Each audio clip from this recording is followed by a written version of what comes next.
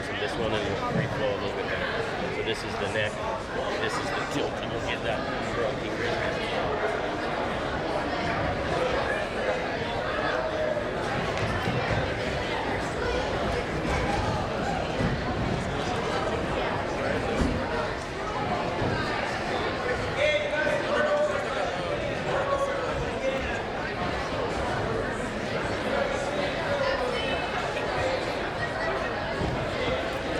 Stream is working good, so.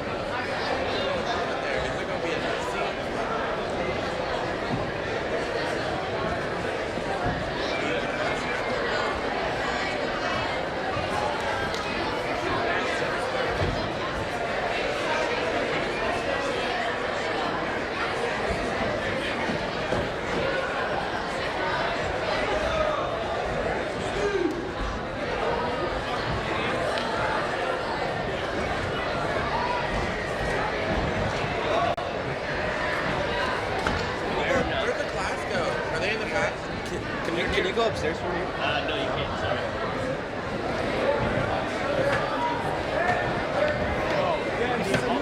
Put it all the way up there.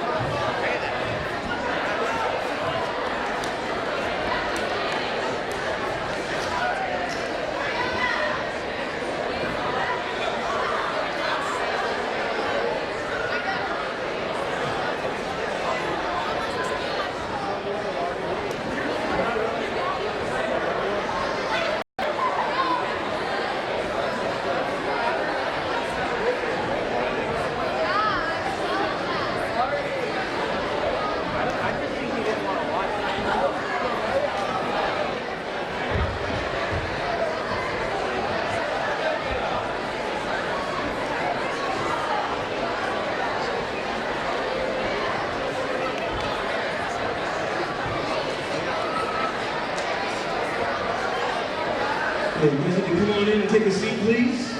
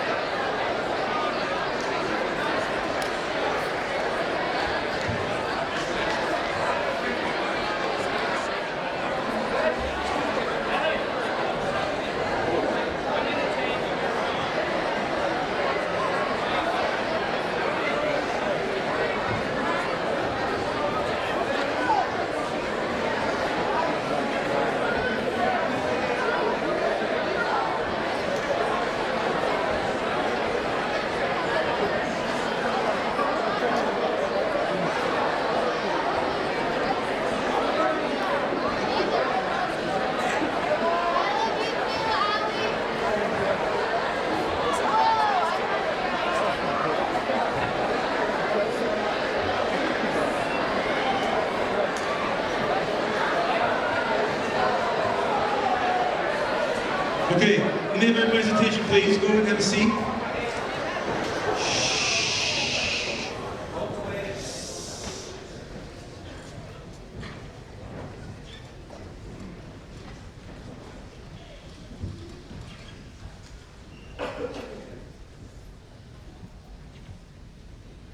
Okay, good morning, and thank you for being here. We have a really special guest today who's come a long way to deliver a message to you.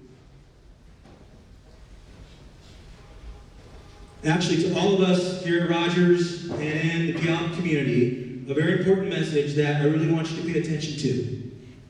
Okay? For this assembly to take place, there are a lot of people who have come together with the city of Puyallup, the Puyallup School District, a lot of mental health organizations in Pierce County. A lot of folks have come together to make this happen for all of us here today at Rogers. So for our speaker, we're going to show him and give him our best. So what I need you to do is to make sure our cell phones are away. We can handle that for an hour. Earbuds, please take them out.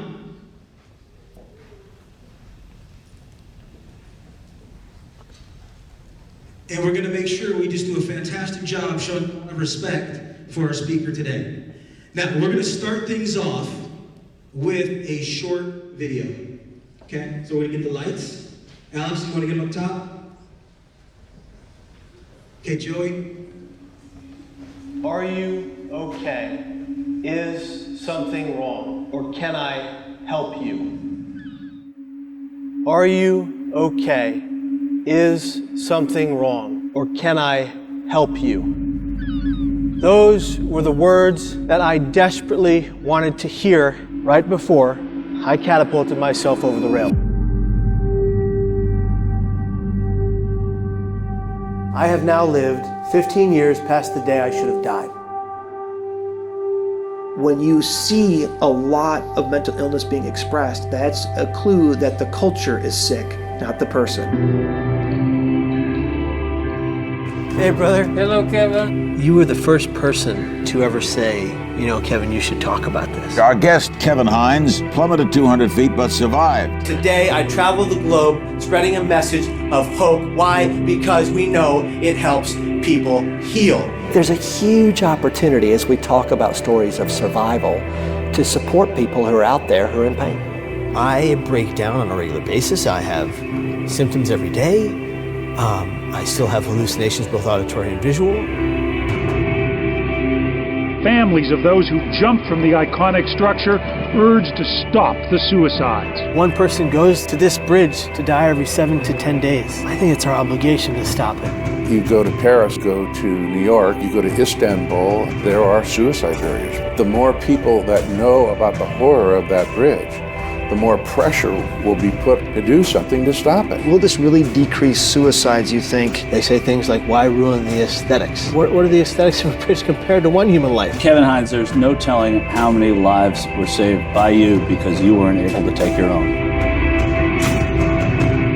Let's get to that place that nobody is being brave who talks about their brain disease. They're just being honest.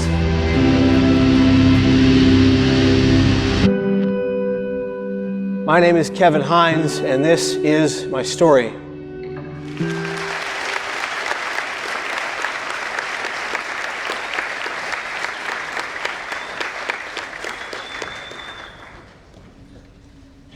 Are you?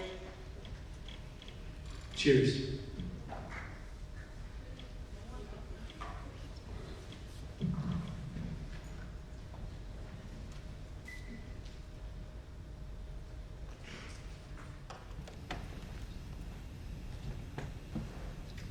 Hi. That was god awful. Hi. There it is. All right. My new friends, before I begin to share with you my story, there is something we have to do. Right here. Right now. Together. We must take a moment of silence for all of those that we have lost to death by suicide. Lethal emotional pain, a term coined by my friend Dr. Dr. John Draper of the National Suicide Prevention Lifeline. I know a lot about that pain. I'm sure a lot of you do too. There's no mistaking that given this number of people in this gym, some of you have lost people you love to that pain.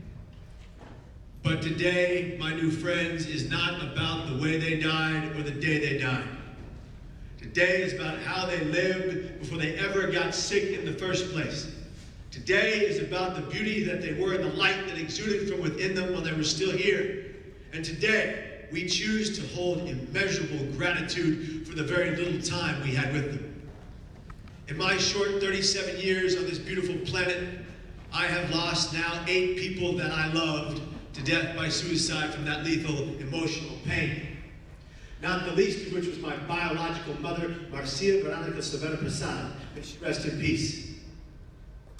And just 2 weeks ago, we lost one of the greatest advocates this field ever had in brain health and violence prevention, named Jeremy Richmond. He lost his daughter at Sandy Hook. And after the Parkland shootings, he took his life on the very stage I stood and spoke at for him, in the very place I stood. He was a hero to me, mentor. I considered the man a brother. Today is not about the pain. Today we choose to find a light through the end of the tunnel. We choose to find hope, oddly enough, as I've adopted my biological grandmother's name. I celebrate the lives of those I lost to suicide with people who love them just as much as I do. Because the only way to properly grieve a death like that is together with no blame and no guilt. If you've had it, if you haven't right now, know this, it doesn't belong to you. They didn't die because of you or in spite of you. They died because of that unrelenting, lethal emotional pain. And I celebrate their lives with those family members and friends, and I do it with gluten-free cake and a candle because that's how I roll. That was a good joke. You slept on me. Not happy about it. It's okay, all right. My new friends, let us right here, right now, take that moment of silence for all of those that have gone before us this way.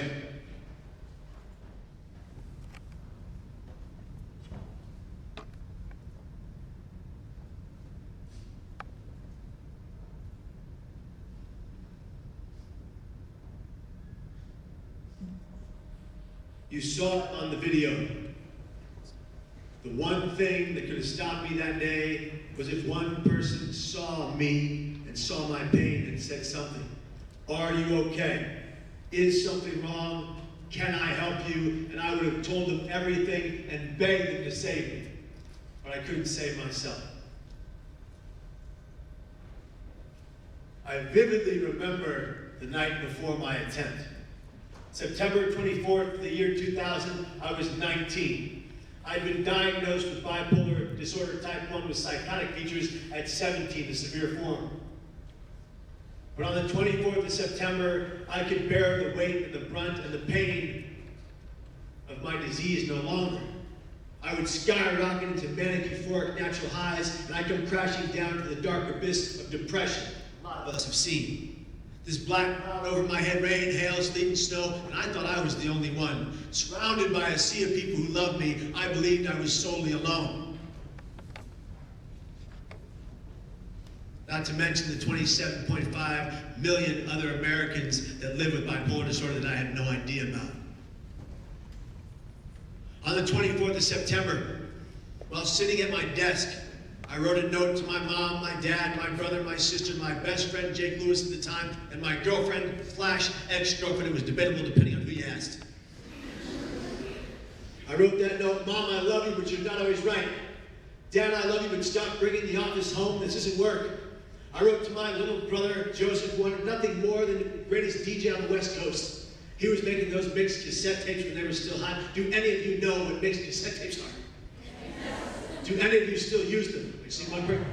Keep it alive. There it is. Give them all tape decks. They need them. Bring it back. The rewinding thing is an issue. Just let it go. Okay. I said to my sister who wanted to make films, you got this, go get it. I said to my best friend Jake that arguably the worst part of the entire note, you'll find another best friend, as if that is remotely how it works. And I said to my girlfriend / ex-girlfriend, it's not you, it's me. Don't say that, guys. It's always us. I put that note in my shoulder bag. I put that shoulder bag by the door. At 6 in the morning, I entered my father, Patrick Kevin Hines' room, as I'm John Kevin Hines. Both of our middle names, Kevin, come from his uncle, my great uncle, Kevin Joseph Front. May he rest in peace. I walked into Patrick's room, my dad. I stood next to him as he slept. I startled him awake. He wears one of those CPAP machines. You guys know about those CPAP machines, those breathing apparatuses our parents and grandparents wear to stop snoring? Yeah, not Pat Hines. He wears a CPAP machine while snoring, defective, he doesn't care. And this is what he sounds like.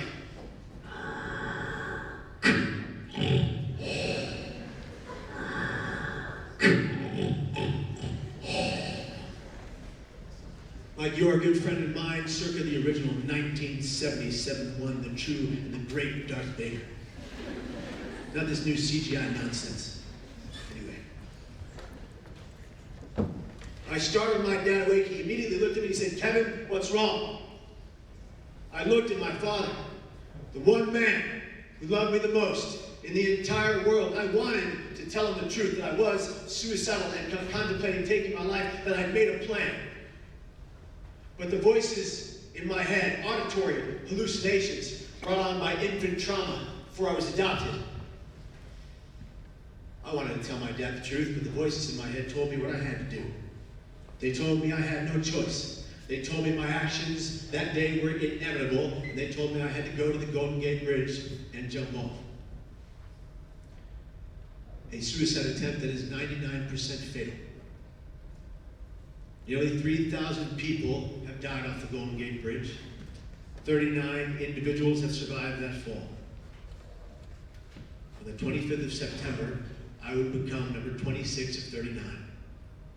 And I am so grateful that I'm only one of 5 of the 39 that gets the privilege and the gift to stand, walk, and run. They call us the most exclusive survivors club in the world. There's a book of the same name by Ben Sherwood. But on that day, I didn't tell my dad anything.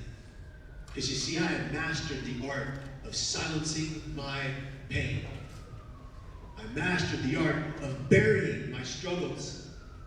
Every time between 17, my diagnosis, and 19, my attempt, every time I had a symptom that was overwhelming, I shut my affect down so nobody saw what I was really going through. Every time I saw giant metallic spiders crawling across my ceiling down my wall to eat me alive, and I believed they were coming for me. Do you think I told anybody? No, I'm giving you my all, you give me yours. Do you think I told anybody? No, I buried it and I silenced my pain. Or how about every night when I would see death himself hover through my window? If you don't understand, imagine this from the movies, death with his cloak and his hood and his scythe in his right bony arm, his staff and blade. And he reached out, his other bony arm turned upside down, and his eyes would like to fire in his skull face as he would say, come home with me. Monday through Monday. Did I tell anybody? No. I buried it and I silenced my pain. I got great at it. You see, my friends, the first time I ever heard auditory hallucinations was not at 17. It was in 4th grade. Do you think I told anybody? No. And so here I am, a 19-year-old young man, going to college, at least trying to, and I find myself lying through my teeth to my father. I said to him, no, Dad, nothing's wrong. I just wanted to tell you that I love you. In my mind, it was for the very last time. He looked at me, and he's a gruff man, he's a tough SOB, tough Sunset Irishman. He looked at me and he said, yeah, Kev, I love you too. But it's 6 in the morning, and I don't have to be at work until 9. He was yelling. Anyway, 6 in the morning. Go back to bed, he said. He put the mask back over his face and fell soundly asleep as quickly as he had woken. He was good at that. It was like a gift. It was like a talent. And I walked, like still snoring like Darth Vader. I walked around to the other side of the bed. I sat on the carpeted floor in a cross-legged position. I rocked my body back and forth in tears, begging to tell the one man who loved me the most in the entire world my truth. But the voices told me what I had to do, and they were about to win the day. At 6:30 in the morning, I entered my father Patrick's room, my room, at 6:30 in the morning. I put the note back in the notebook after reading it one more time. My father entered my room at 7 a.m. He said, Kevin, I'm very worried about you and I don't know what to do. Why don't you come to work with me today? I said, no, I can't, Dad. I've got to be at City College today, lots of tests. He said, Kevin, we'll go to the movies. I'm very worried. Something's going on with you. I said, no, Dad, I'm fine. It's really important that I get to City College. Too many classes, too many things. He said, Kevin, we'll go to the beach. We'll go to the movies. We'll do whatever you want, kid. I just feel like you need to be with me today. His hand was reached out to mine, and I metaphorically battled away each time. Not because I didn't want his care or compassion, but because I believed I had to die. This perceived burdensomeness that comes with suicidal ideation. It's instinctual. We believe we're less than, worthless, without value, and useless. We believe our parents and our families would be better off without us. None of which was true, but I didn't know that back then. I didn't know back then that my thoughts did not have to become my actions. Let me say it again. My thoughts did not have to become my actions. Say it with me. My thoughts do not have to become my actions. If you think about it like this, if all of your parents' thoughts became their actions, how many of them would be in a jail for road rage right now? If all of your parents' thoughts became, come on, that's not true. Some of you are lying. If all of your thoughts, if your parents' thoughts became your actions, how many of them would be in jail for road rage right now? There it is, that's right. If all of your thoughts became your actions, how many of you would be in a world of trouble for a whole host of other things? Tell me the truth. Oh, dear God. All right. I didn't know that back then. I didn't know that my thoughts did not have to own, rule, or define my next action. And so my father tried to convince me to be with him that day. I denied him 3 times. He saw my affect. He said, Kevin, you look like you've calmed down because I made myself. I pushed the tears back inside. I'd done it for so long. He said, Kevin, you look like you feel better. Why don't I take you to City College? You take the bus home. I'll see you home at 6 tonight. Sounds good, Dad. We got in his car. I gripped my shoulder bag to my chest because I didn't want him to find the note. He talked the whole ride. Kevin Hines is not a talkative man, unless he's yelling at me. Anyway, he's not a talkative man. He speaks when spoken to. And when spoken to, he says things like this. Kevin, everything I say and do is with a purpose. I am telling you this purposefully. That's Pat Hines for you. He talked the whole ride. I was silent, which is rare. You can tell that by now. We got to the City College corner of the campus. My father looked at me and he said one of his mantras. He said it every day. I'm lucky he can say it today. We all are. Kevin, I love you. Be careful. I kissed my father on the cheek as I had done since I was about yay high. I told the man I loved him. I stepped out of the car with my right foot and I stood. A tear rolled down my right cheek, off my chin, onto my right lug's boot, onto the middle shoelace. I could never forget that moment. As I closed my eyes right now, I can see my father driving away and me saying to myself, that's the very last time I will ever see anybody I love, and the very last time anybody I love will ever see me, and being content to die by these 2 hands from lethal emotional pain. I walked on to the City College campus. I walked into the counselor's department. I found the most readily available counselor. I asked her to drop me 9.5 of my 12.5 scholastic units at the college. Without batting an eye, without asking one question, my 9.5 units were gone. She neglected to tell me that by dropping 9.5 units simultaneously, I immediately let go of all my medical coverage from the school's wellness program, the only medical coverage I had. Now that was important. You see, I thought I was tying up loose ends. I thought I better drop these courses so, gosh, Mom and Dad don't have to after I die. They'll be so upset if they have to go all the way to City College to drop my classes, but they won't be devastated beyond reproach that their eldest son is gone forever. Illogical and irrational thought lead to suicidal ideation, not logical and rational thought. That's my point. I went from that, dropping those courses, into my only remaining class, English. Now, people have asked me over my course of life, why, Kevin, did you choose to keep your English class? It's very simple. It's not because I was going to become some literary master. Yeah, I wrote a best-selling book. It's still a bestseller 6 years later. So what? There are 36 errors in the opening acknowledgments alone. The editor was terrible.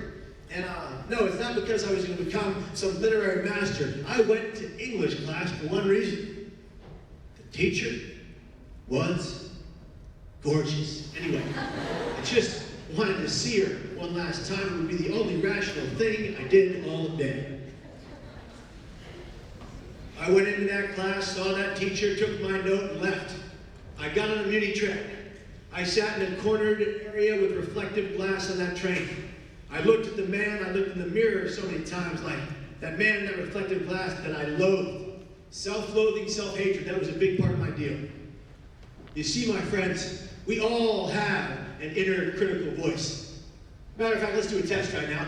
Who here, raise your hand if you've never, ever had an inner critical voice? That's what I thought.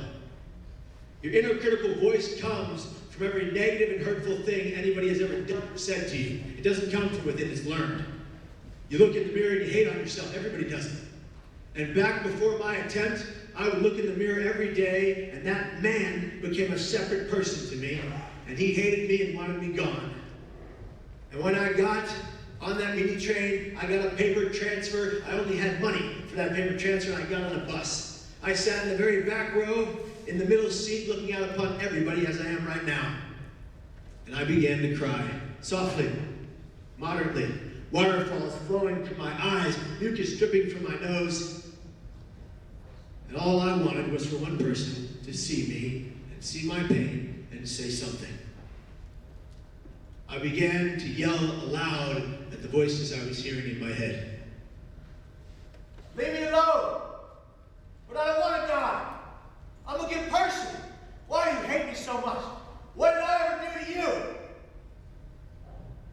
And now, if they weren't before, 100 people are looking down the barrel of the bus at me but saying nothing except for this guy right here, who said to the fellow next to him, while pointing at me with his thumb, with a smile on his face, "What the hell's wrong with that kid?"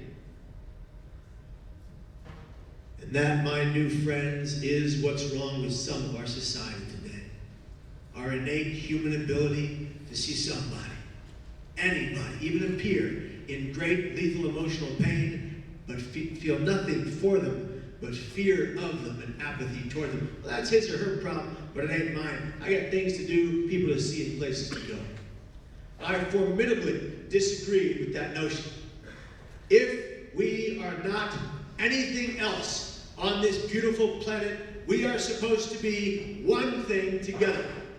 Our brothers and sisters and individuals keepers. We're not here for personal betterment or gain. We're here to give back to those we know, those we don't know, those we don't even like. We are here to give back to everybody. That is our purpose. Some of us just don't know it yet. I didn't know any of that stuff. I got on the next bus. I was crying like a baby. You heard what I yelled. That was the only guy that responded. When the bus got to the Golden Gate Bridge parking lot, everybody boarded but me. I sat there crying like a child, hoping, wishing, and praying that that driver would see me and say something. Yeah, he said something. "Come on, kid, get off the bus. I gotta go." I walked right up to that man. I looked him dead in the eyes, and he went like this, motioning me to get off the bus. I walked down those 2 steps, I felt like 2,000. My heart was palpitating, my eyes red with tears. I walked across the 2-mile stretch of walkway that is the Golden Gate Bridge for 40 minutes. Bikers, joggers, tourists, police officers searching for suicidal people, they all went by me twice. The officers back then were not trained in prevention. They are today, and they save 72 lives a year. That's a beautiful thing. And because of the hard work of my father, who founded the Bridgewell Foundation after I did what I did, and a collective of other people around the country and around the world, we fought for 10 years to raise the net at the Golden Gate Bridge and stop the suicides there. And I'm proud to tell you that as of January 2021, as they are building the net right now, not one more beautiful soul will ever again die off the Golden Gate Bridge, and that is an even more beautiful thing. We'll lose no one else, we lose people from all over the world to the Golden Gate. But as of 2021, it will stop finally, and the Golden Gate Bridge will become the largest and greatest beacon for suicide prevention all over the world. Nonetheless, that didn't happen when I was there. I stood at a particular light rail. I leaned my body over that light rail, my tears falling to the waters below. And that's when it happened. A woman from my left approached me. She was tall. She was beautiful. She had blonde, curly hair, and those sunglasses you ladies love to wear in the heat that absolutely do not fit your face. They look like giant human bugs. Something to think about when you get older. Anyway. She approached me with a smile on her face. I thought, this is it. I don't have to die today. This woman is going to save me. And then she pulled out a digital camera and she said, "Will you take my picture?" in an Eastern European accent. And I had to laugh inside and look at her like, lady, this is terrible timing. Anyway, I took her camera. She stood in front of me where I was going to die and posed 5 times. I used to be angry at this woman. I used to think, why didn't she see my pain? But somebody this year informed me, Kevin, you got it all wrong. She was literally the only person past your father that day to interact with you kindly, with compassion. She was trying to show you something beautiful. You missed it. I have to agree. And if it wasn't for that woman keeping me for those 5 minutes, what happened next wouldn't have saved me when it did. She walked away. I said, absolutely nobody cares. Was that true? No. Everybody cared. Every member of my family, every one of my friends, my acquaintances would have been there to rip me from that rail to safety because of how much they cared. I believe a lot of you would have been there if you were at that moment seeing what you saw, right? Yes. You see, I felt alone, surrounded by that sea of people. I felt that I was that burden, and when she walked away and I said nobody cares, the voice echoed in my head at decibels I can't share with you because it'll pierce your eardrums. Jump now, and I did. I catapulted myself only using my arms over that rail. My legs went over it. I was in free fall. It was the millisecond that my hands left that rail and my legs cleared it, that I had an instant regret for my actions and the 100% recognition that I had just made the greatest mistake of my life, but it was too late. For nearly 3,000 people, it's been too late. They will never be able to share their stories. So I speak for them. I fell 220 feet. 25 stories at 75 miles an hour in 4 seconds. These were the thoughts that rang true in my mind. What have I just done? I want to die. God, please save me. And then I hit the water. Hitting that water from that height at that speed, it's like hitting a solid brick wall. You stop for less than a second. The impact reverberated through my legs and popped and shattered my T12, L1, and L2 lower vertebrae into shards like glass. On that day, I missed severing my spinal cord by 2 millimeters. Do me a favor. Show me right now a millimeter with your hands. Show me. Come on, all of you. Come on. Do me a favor. I'll give you mine. I'll give you yours. I went down the water in a vacuum 70 feet. And I opened my eyes. I thought you died on impact. I opened my eyes, I was alive, and I was drowning. And I didn't want to drown. I was like, why'd you jump into a giant body of water? I frantically moved in any direction. I could not feel my legs. I was going down. My eyes began to bulge. My ears began to ring. I realized my mistake and I shot for the surface as fast as my arms would take me. My right arm was wrenched. Moving it past here caused copious amounts of physical pain, but if I was going to survive, and that was my only option. I never wanted to die by suicide. I believed I had to. Two categorically different things. And the millisecond my hands left the rail, I had an instant regret, and when I was in that water, trying to make it to the surface, I didn't think I was going to make it. I swam as fast as my arm would take me. I got closer and closer to a lit circle of water above me, the surface, but I didn't think I was going to get there. I started to convulse. I had no more air, and I remember saying to myself, Kevin, you can't die here. If you die here, Kevin, no one will ever know you didn't want to. If you die here, Kevin, no one will ever know you knew you made a mistake. I broke the surface of the water, I bobbed up and down the water, and I did the one thing I have had control over since kindergarten. I prayed, God, please save me, I don't want to die, I made a mistake on repeat. He heard me. A woman driving by in a red car who saw me go over that rail at the moment I jumped called her friend, immediately in the United States Coast Guard, who happened to be connected to the unit that was manning the waters that day. The only reason that Coast Guard boat arrived to my position before I would set in hypothermia and die was because of that woman's phone call. In the water as I flailed to stay afloat, I kept going down. I couldn't stay up. I had a violent asthma attack. I have exercise-induced asthma, and that was exercise. I couldn't stay above water. I kept going down. One time I go down so far, I don't think I can get back up. I have no more energy. And I say to myself, this is it. This is where I die and I don't want to. And that's when it happened. Something began to circle beneath me. Something large and slimy and very, very alive. And I remember thinking to myself, you've got to be kidding me. I didn't die off the Golden Gate Bridge and the shark is going to devour me? No! I start punching this thing, it won't go away. It just circles faster and faster and faster. No longer am I waiting to try to get to the surface. I'm lying atop water on my back, being kept afloat by this creature, thinking to myself, this is one of a nice shark.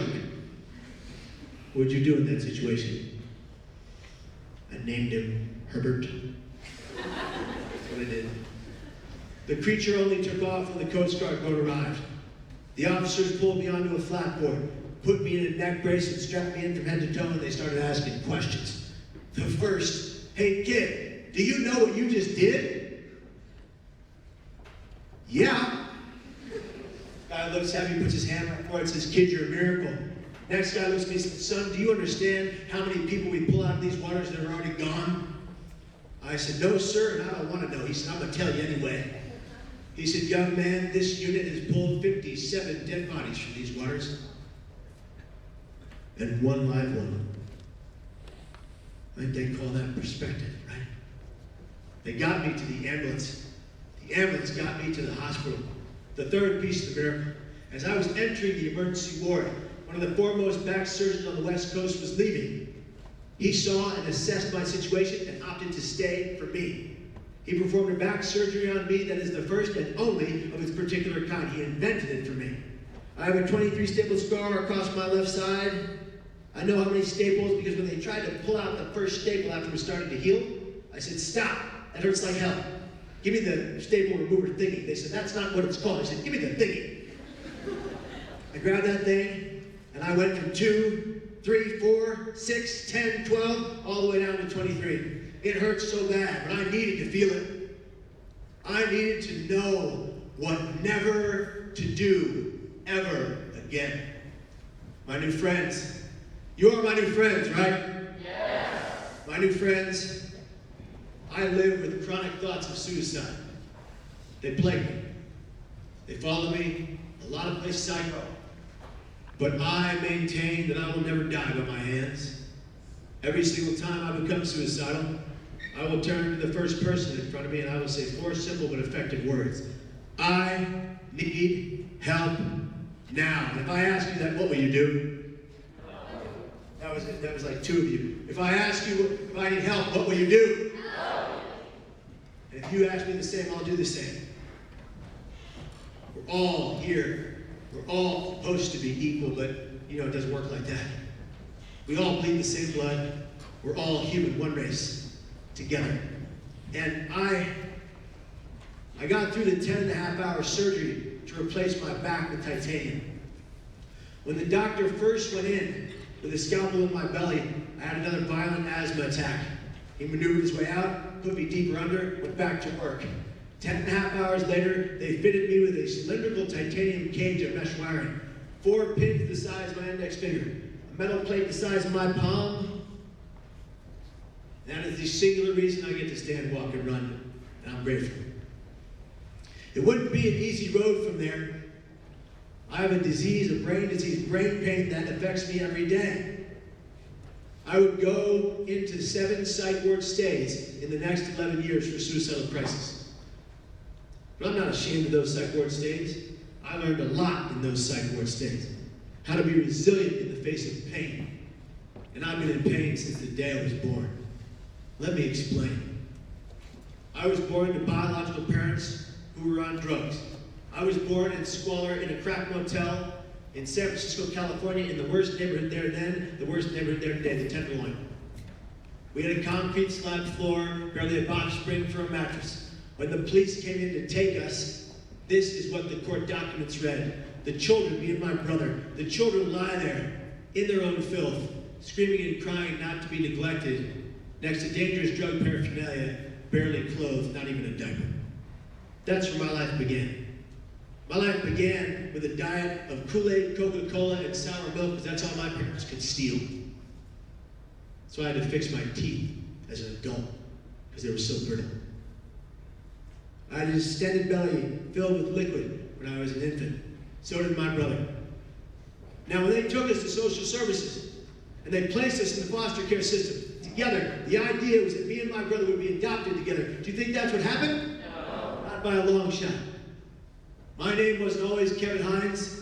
My name used to be Giovanni Gabriel Prasad Perales. And somehow my brother's name was just Jordash. Mom and Dad, what the hell? He had blonde, curly hair, they say, and looked exactly like me. Can you see it? No. We bounced around from home to home. We both got a vicious strain of bronchitis, and Jordash died. That's where my life began, in trauma, abuse, neglect. But Patrick and Deborah Hines took me in and made me their son. And I'll never be more grateful for anything else in my life, next to getting to marry my wife. 7 psych ward stays in 11 years. In 2011, I had 26 treatments of electroconvulsive therapy. 12 is the max. And about 13 weeks ago, I was back in the psych ward for extreme manic delusions of grandeur.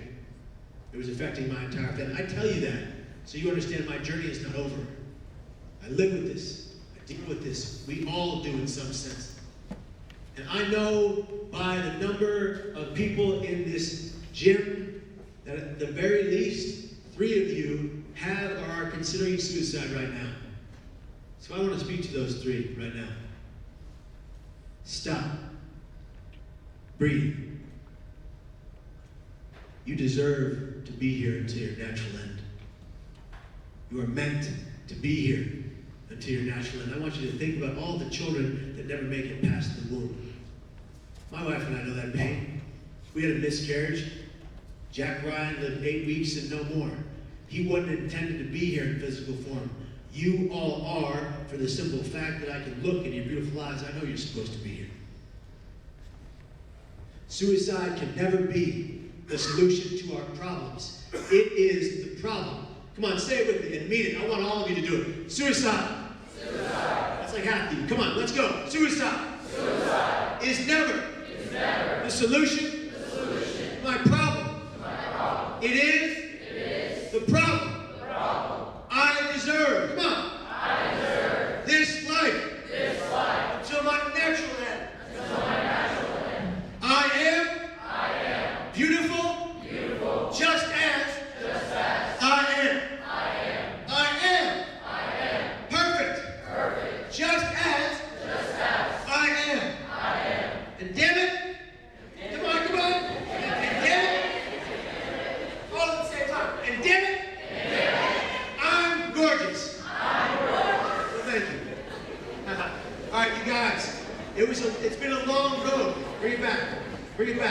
Bring it back. It's been a long road. It's been a tough road. 112 weeks ago, it got even harder. 112 weeks ago, I developed second-degree burns from the bottom of my feet to the top of my head, a medical burn, from one of the many medications I was taking for my mental health. Now, I take them today with 100% accuracy, every day at the same time of day, and they help me. But this one medication poisoned my inside, my organs. It caused my whole body to be inflamed.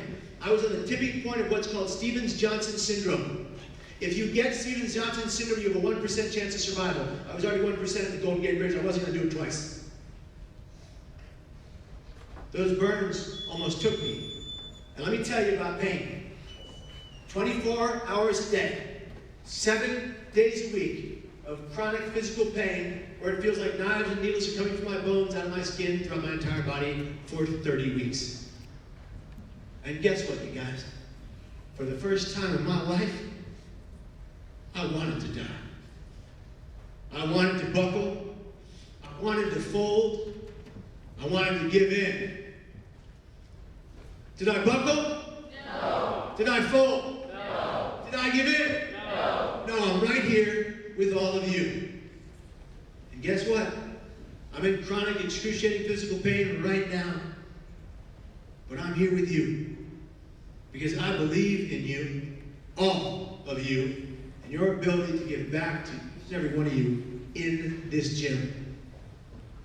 What we are not meant to do, my friends, is hurt each other with our words or actions. How many of you, by raise of hands, don't look at anyone but me, look into my brown eyes right now. How many of you, by raise of hands, have ever been hurt by someone you know or love's words or actions? Tell me the truth. Keep your hand up. How many of you have ever hurt someone you know or love with your words or actions? Now, keep up. Keep up. Last question. The most important question. The answer to my next question is a loud, audible, and resounding now. You can laugh at me. You can roll your eyes, but you can believe. The answer to my next question is a resounding, loud, audible now. When does the hurting of those we know and love with our words and actions stop? Now. It has to. That was about half of you. Half of you who actually have empathy and want to help people. Listen to me. Listen to me. When I was in grade school, they pulled my ears from behind me, the 8th graders to a 4th grader, and said, whistle, little N-word whistle. As a kid, because I was part black, they came in front of me. And the guy, Mike Ramirez and Tony Rivera, held me from behind, and they punched me in the gut until I bruised, but nobody saw it because I was quiet about it. They came to me. The 8th graders held my head down and said, swing, little N-word, swing. Because I didn't look like them. We're all different. We're all the same. And if you choose to hurt your peers with your words or actions, all I'm asking you, I'm not blaming you, I'm not guilty. You choose to hurt people if you're one of those people because of what you've learned. Hate is not born. You're not born with hatred in your heart. You're not innately trying to harm other people. But we do it because we're young and we don't know what else is easier, better. And when they took me and they picked me up and placed me in a trash can every Friday because of what I looked like, that played a role in me jumping off the Golden Gate Bridge. You can shift the paradigm of this school today. You can choose to say to yourself, I know I'm bigger than everybody else, but I'm not going to push them around. You can choose to say to yourself, I know I've got the best comebacks, but I'm not going to use them today. You can choose to walk up to the people you've hurt and say you're sorry and mean it and never do it again. Just because you might be being hurt at home or hurt in your personal life doesn't mean you have to hurt others. This followed me my whole existence. This void in my heart and my gut, from not knowing my biological family, followed me until right now. The abandonment issues and detachment disorder I developed follow me until right now. Every time somebody I love dies, I feel like they're leaving me on purpose, and I can't shake it no matter how much therapy I do. But here I am with you, in the hope, the wish, and the prayer that one of you hears these words, heeds them, and changes your life. I have been given a gift of a second chance. And I'm not going to throw that away, sitting at my house, eating potato chips, playing Video games. I mean, I'm going to do that sometimes, just not all the time.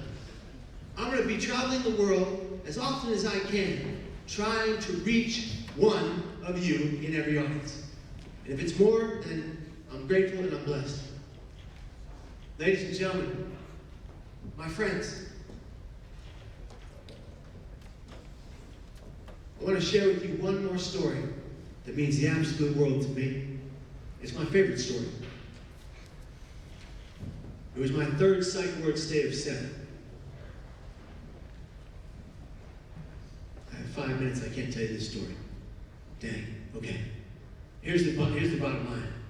I met my lovely wife, Margaret, in a psych ward. She wasn't a patient, I was. And she was in there visiting her cousin. He was a good kid. He was on methamphetamines and several other drugs, and even tried black tar heroin.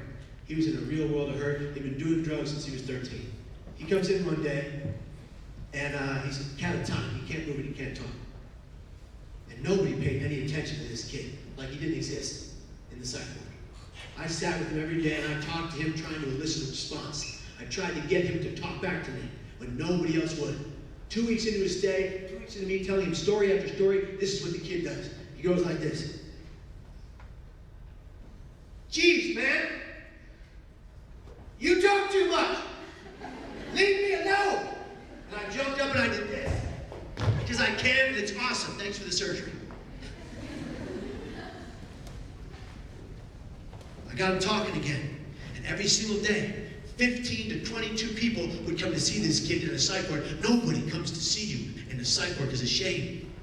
I maybe had 6 in every one of my psych wards. He had 15 to 22 every day. And one of them was his cousin Margaret. And when she walked in that psych ward for me, it was love at first sight. I looked into her almond, cool, sexy brown eyes, and I was done. And I knew she'd be the rest of my life, and I said to myself, I'm gonna marry this woman. I quickly said to myself, Kevin, whatever the heck you do, for the love of all that's holy, don't tell her that. That would be awkward. Anyway, I get her to see the kid. He sees me. I duck out into the hallway, and she says, your nursing staff is so nice. And he goes, that guy? That guy's a nutball. That guy jumps off bridges. Don't talk to that guy. So I ran in there and I said, excuse me, it was one bridge, plural. That's ridiculous. And she comes out of there and she goes, why'd you lie to me? I said, Margaret, I didn't lie to you. I'm a volunteer at this very hospital. Like I said earlier, I just happen to also live here. Nonetheless, Margaret and I would go on our first date. It was a total debacle. If you want to know the rest of this story, do me a favor. Join the vlog. It's my YouTube channel. 300 videos, all mental, mind, brain, behavioral health, with some of the greatest YouTube celebrities and mental health advocates and real celebrities that are talking about mental health right now. You're free to take this. There is a video called How I Met My Wife in a Psych Ward. You need to see this story. It is beautiful. It's amazing. I wish I could tell you the rest of it. But here's what I'll leave you with. Here is what I'll leave you with. I want you to hear these words. I want you to use them in your life and make them a practice. Yesterday is history. Tomorrow is a mystery. But today, my new friends, is a gift. That is why they call it the present. If y'all don't believe me, Master Oogway from Kung Fu Panda said that. And talking turtles always know what's up. Yesterday is history, tomorrow is a mystery, today is our gift. Let us find a way to always cherish today and every waking moment of this gorgeous gift we all get to call life. From the bottom of my heart, I appreciate you. Be here tomorrow. Thank you very much.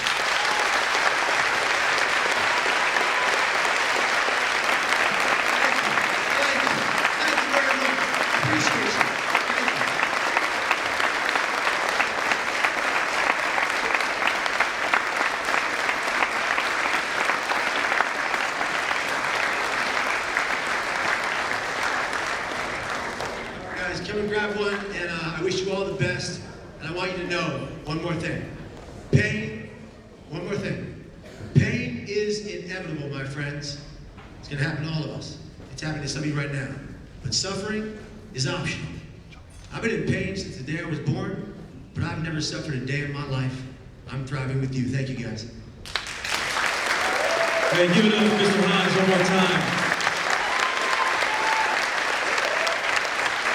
Thank you, Kevin. Appreciate you. Okay, we will make these. You can grab one of these as you head back to third period. We'll also make them available in the main office. So everybody's going to go back to third period, have a chance to chat with your teacher and kind of debrief and go through what Mr. Hines said today and his message. You guys did an awesome job. Thank you so much. Great job. And we're going to head back to third period. Okay? Thank you.